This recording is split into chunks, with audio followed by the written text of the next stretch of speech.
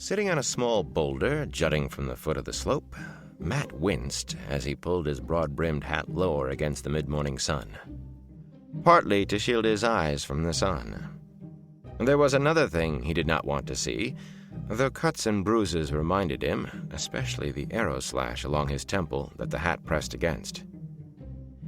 An ointment from Darred's saddlebags had stopped the bleeding, there and elsewhere, yet everything still hurt, and most of it stung. That part would grow worse. The heat of the day was just beginning to take hold, but sweat was beating up on his face and already dampening his small clothes and shirt. Idly, he wondered whether autumn would ever come to Cairhien. At least discomfort kept him from thinking how tired he was. Even after a night with no sleep, he would have lain awake in a feather bed, much less blankets on the ground.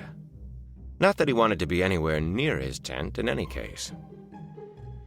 A fine, bloody to-do. Nearly killed. I'm sweating like a pig. I can't find a comfortable place to stretch out. And I don't dare get drunk. Blood and bloody ashes. He stopped fingering a slice across the chest of his coat. An inch difference, and that spear would have gone through his heart. Light, but the man had been good, and put that part of it out of his mind. Not that it was easy, with what was going on all around him. For once, the Tairens and Cairhienin did not seem to mind seeing Aiel tents in every direction.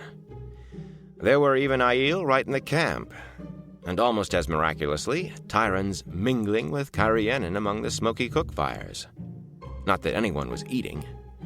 The kettles had not been set on the fires, although he could smell meat burning somewhere. Instead, most were as drunk as they could manage on wine, brandy, or Aiel usquai, laughing and celebrating.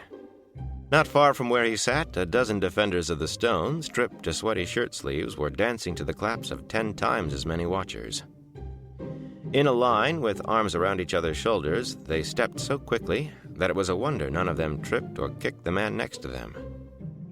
For another circle of onlookers near a 10-foot pole stuck in the ground, Matt hastily averted his eyes, as many Aielmen were doing some kicking of their own. Matt assumed it was a dance.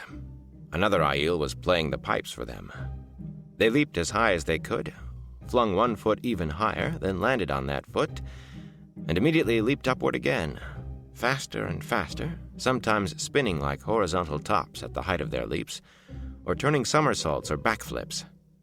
7 or 8 Tairens and Cairhienin sat nursing broken bones from trying it, all the while cheering and laughing like madmen, passing a stone crock of something back and forth. In other places, other men were dancing and maybe singing.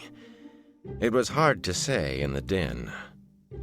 Without stirring, he could count 10 flutes, not to mention twice as many tin whistles, and a skinny Cairhienin in a ragged coat was blowing something that looked part flute and part horn with some odd bits tossed in. And there were countless drums, most of them pots being banged with spoons. In short, the camp was bedlam and a ball rolled into one. He recognized it, mainly from those memories he could still assign to other men if he concentrated hard enough. A celebration of still being alive. One more time they had walked under the Dark One's nose and survived to tell the tale. One more dance along the razor's edge finished. Almost dead yesterday, maybe dead tomorrow, but alive, gloriously alive today. He did not feel like celebrating. What good was being alive if it meant living in a cage? He shook his head as Darred, Estian, and a heavy-set red-haired Aielman he did not know staggered by, holding each other up. Barely audible through the clamor, Darred and Estian were trying to teach the taller man between them the words to Dance with Jack of the Shadows. We'll sing all night and drink all day, and on the girls we'll spend our pay, and when it's gone, then we'll away to dance with Jack of the Shadows. The sun-dark fellow showed no interest in learning, of course. He would not unless they convinced him it was a proper battle hymn. But he listened, and he was not the only one. By the time the 3 passed out of sight in the milling crowd, they had acquired a tale of 20 more, waving dented pewter cups and tarred leather mugs, all bellowing the tune at the top of their lungs. There are some delight in ale and wine, and some in girls with ankles fine. But my delight, yes, always mine, is to dance with Jack of the Shadows. Matt wished he had never taught any of them the song. The teaching had just kept his mind occupied while Dare had stopped him from bleeding to death. That ointment stung as bad as the gashes themselves had, and Darrett would never make a seamstress jealous with his delicate handling of needle and thread. Only the song had spread from that first dozen like fire in dry grass. Tairens and Cairhienin, horse and foot, had all been singing it when they returned at dawn. Returned. Right back to the hill valley where they had started, below the ruin of the log tower, and no chance for him to get away. He had offered to ride ahead, and Talmanes and Nalesean nearly came to blows over who was to provide his escort. Not everyone had become the best of friends. All he needed now was for Moraine to come asking questions about where he had been and why, nattering at him about Taviran and duty, about the pattern and Tarmangaden until his head spun. Doubtless she was with Rand now, but she would get around to him eventually. He glanced up at the hilltop and the tangle of shattered logs among broken trees. That Cairhienin fellow who made the looking glasses for Rand was up there with his apprentices poking about. The Aiel had been full of what happened there. It was definitely past time for him to be gone. The Foxhead medallion protected him from women channeling, but he had heard enough from Rand to know a man's channeling was different. He had no interest in finding out whether the thing would shield him from Samael and his ilk. Grimacing at darts of pain, he used the black-hafted spear to lever himself to his feet.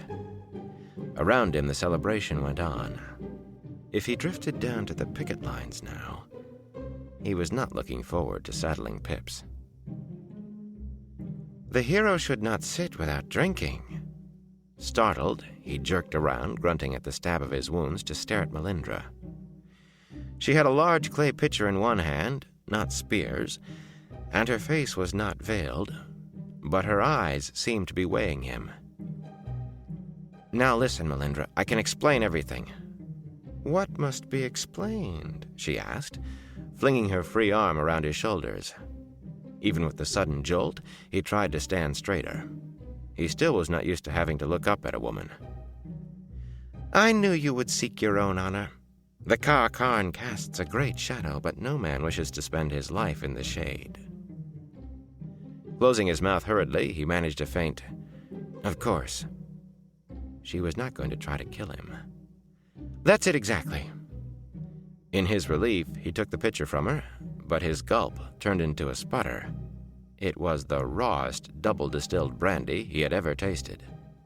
She retrieved the pitcher long enough to take a draw, then sighed gratefully and pushed it back at him. "He was a man of much honor, Matt Cawthon. Better that you had captured him, but even by killing him, you have gained much G. It was well that you sought him out." Despite himself, Matt looked at what he had been avoiding and shivered. A leather cord tied in short, flame-red hair held Couladin's head atop the 10-foot pole, near where the Aielmen were dancing. The thing seemed to be grinning. At him. Sought Couladin out. He had done his best to keep the pikes between him and any of the Shido. But that arrow had clipped the side of his head, and he was on the ground before he knew it, struggling to get his feet, with the fight raging all around him, laying about him with the raven-marked spear, trying to make it back to Pips. Couladin had appeared as if springing out of air, veiled for killing, but there had been no mistaking those bare arms entwined with dragons glittering gold and red.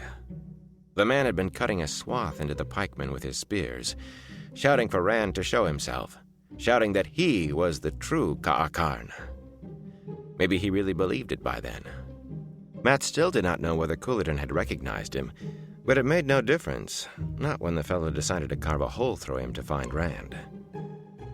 He did not know who had cut off Couladin's head afterward, either. I was too busy trying to stay alive to watch, he thought sourly, and hoping he would not bleed to death.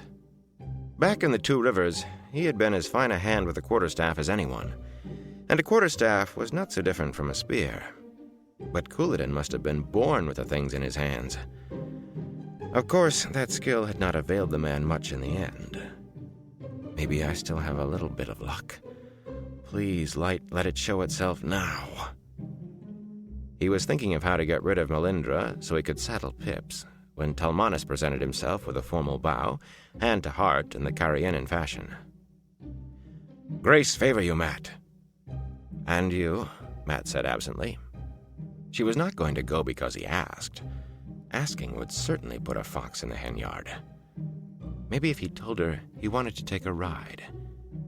They said Aiel could run down horses. A delegation came from the city during the night. There will be a triumphal procession for the Lord Dragon in gratitude from Cairhien. Will there?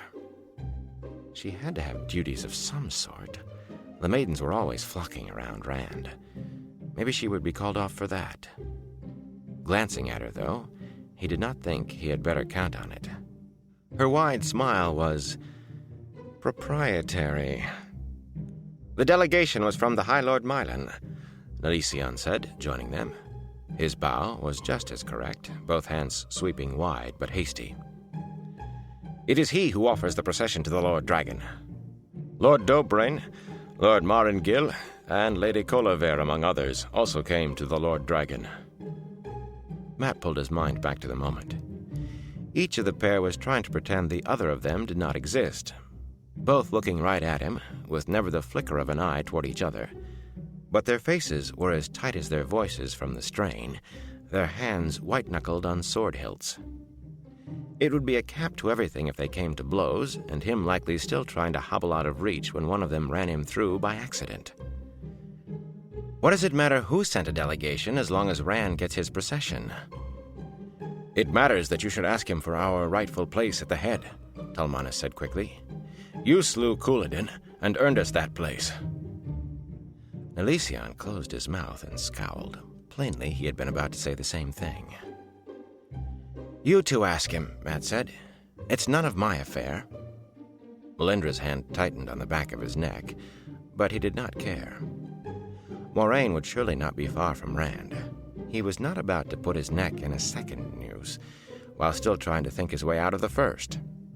Talmanes and Nalesean gaped at him as if he were demented. "You are our battle leader," Nalesean protested. "Our general." "My body servant will polish your boots," Talmanes put in with a small smile that he carefully did not direct at the square-faced Tyrant. "And brush and mend your clothes, so you will appear at your best." Nalesean gave his oiled beard a jerk. His eyes darted halfway to the other man before he could stop them. "If I may offer, I have a good coat I think will fit you well. Gold, satin, and crimson." It was the Cairhienin's turn to glower. "General!" Matt exclaimed, holding himself up with the spear haft. "I'm no flaming... I wouldn't want to usurp your place." Let them figure out which one of them he meant. "Burn my soul," Nalesean said. "It was your battle skill that won for us and kept us alive, not to mention your luck. I've heard how you always turn the right card, but it is more than that. I'd follow you if you had never met the Lord Dragon." "You are our leader," Talmanes said right on top of him, in a voice more somber, if no less certain. "Until yesterday I have followed men of other lands because I must. You I will follow because I want to. Perhaps you are not a lord in Andor, but here I say that you are. And I pledge myself your man." Cairhienin and Tairens stared at one another as though startled at voicing the same sentiment. Then slowly, reluctantly, exchanged brief nods. If they did not like each other, and only a fool would bet against that, they could meet on this point, after a fashion. "I will send my groom to prepare your horse for the procession," Talmanes said, and barely frowned when Nalesean added, "Mine can share the work. Your mount must do us proud. And burn my soul, we need a banner. Your banner." At that, the Cairhienin nodded emphatically. Matt was not sure whether to laugh hysterically or sit down and cry. Those Bloody memories. If not for them, he would have ridden on. If not for Rand, he would not have the things. He could trace the steps that led to them, each necessary as it seemed at the time, and seeming an end in itself, yet each leading inevitably to the next. At the beginning of it all lay Rand, and bloody Taviran.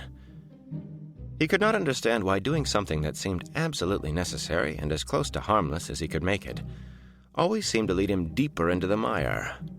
Malindra had begun stroking the back of his neck instead of squeezing it. All he needed now, he glanced at the hill, and there she was. Moraine, on her delicate-stepping white mare, with Lan on his black stallion towering at her side. The warder bent toward her as if to listen, and there seemed to be a brief argument, a violent protest on his part, but after a moment the Aes Sedai reined Aldib around and rode out of sight toward the opposite slope. Lan remained where he was on Mondarb, watching the camp below. Watching Mat. He shivered. Couladin's head really did appear to be grinning at him. He could almost hear the man speak. "You may have killed me, but you've put your foot squarely in the trap. I'm dead, but you'll never be free." "Just bloody wonderful," he muttered, and took a long, choking swallow of the rough brandy. Talmanes and Nalesean seemed to think he meant it as said, and Malindra laughed agreement. Some 50 or so Tairens in Cairhienin had gathered to watch the two lords speak to him, and they took his drinking as a signal to serenade him, beginning with a verse of their own. "We'll toss the dice however they fall, and snuggle the girls, be they short or tall. Then follow young Mat whenever he calls, to dance with Jack of the Shadows." With a wheezing laugh he could not stop, Mat sank back down onto the boulder and set about emptying the pitcher. There had to be some way out of this.